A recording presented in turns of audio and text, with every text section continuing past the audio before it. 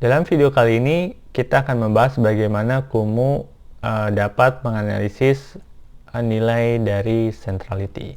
Namun ada baiknya kita mengulas sedikit apa itu centrality dan metrik yang ada atau yang dinilai atau diukur dalam centrality tersebut. Centrality adalah cara untuk mengukur posisi atau kepentingan dari suatu organisasi dalam suatu jaringan sosial. Ada 3 macam metrik yang diukur dalam centrality. Yang pertama adalah degree centrality, kemudian closeness, dan betweenness. Kita mulai membahas dengan degree. Degree itu menunjukkan atau mengidentifikasi local connector atau hub. Nilai ini menunjukkan jumlah hubungan yang dimiliki oleh suatu elemen. Secara umum, elemen yang dengan nilai degree yang tinggi memiliki keterhubungan yang baik dalam suatu jaringan. Namun, hal ini tidak selalu berarti bahwa nilai yang tinggi akan tinggi juga dalam jaringan yang lebih luas. Jadi, hanya dalam skup survei yang kita lakukan. Nilai yang kedua adalah closeness centrality.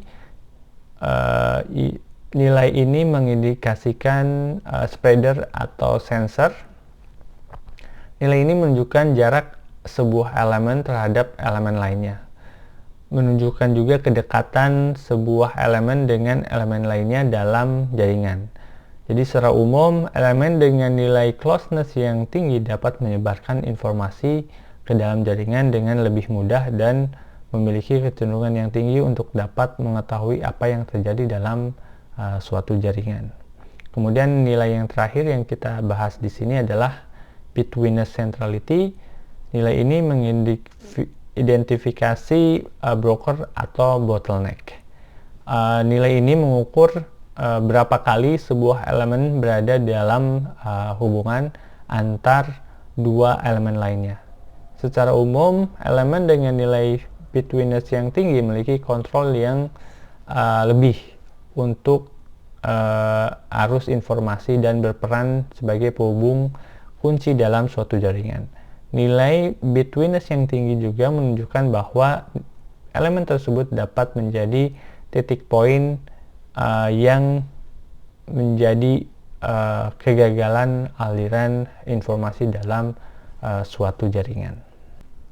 Kita beralih dalam peta yang kita sudah punya. Di sini kita punya peta yang sudah kita buat, kemudian kita pilih di sini matrix. Kemudian pilih social network analysis. Nah, di sini ada beberapa macam. Kita mulai dengan degree. Nah, kemudian kita klik discover untuk menghitung kembali jika ternyata degree yang centrality itu belum terupdate atau butuh di-upgrade. Closeness kita coba hitung, kemudian betweenness kita hitung kembali. Nah, setelah itu kita coba membuat peta untuk masing-masing centrality. Di sini kita coba buat untuk betweenness.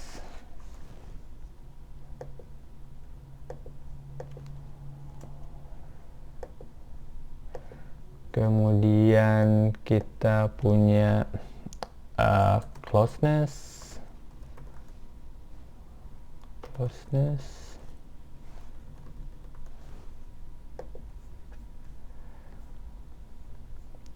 Kemudian kita punya degree.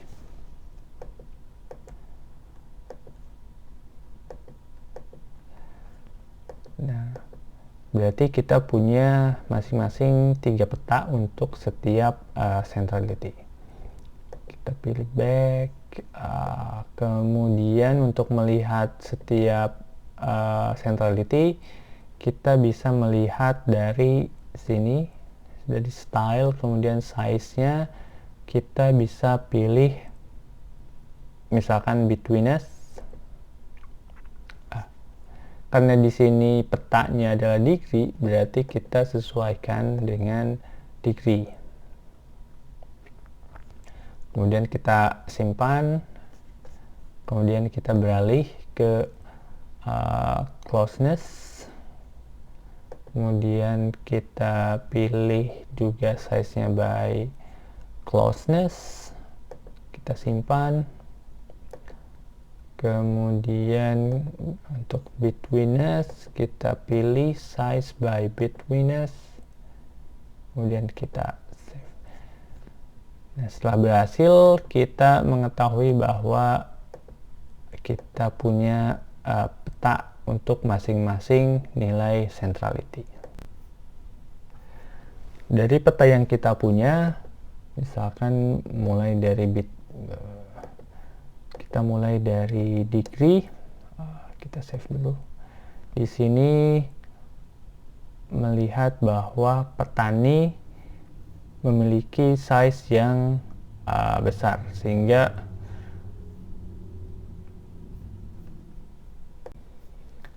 menunjukkan bahwa petani penting dalam menjadi lokal konektor. Jika kita melihat centrality yang lain, misalkan betweenness, swasta ternyata memiliki nilai yang besar, sehingga swasta dapat diinterpretasikan bisa menjadi bottleneck atau juga menjadi titik poin yang bisa mendukung keberhasilan atau kegagalan dari suatu penyampaian informasi. Kemudian jika kita melihat closeness, kita melihat bahwa petani menjadi titik atau menjadi elemen yang dapat menyebarkan informasi lebih mudah dibandingkan dengan yang lain. Berikut adalah bagaimana caranya kita melakukan analisis centrality dan bagaimana menginterpretasikannya. Sekian, terima kasih.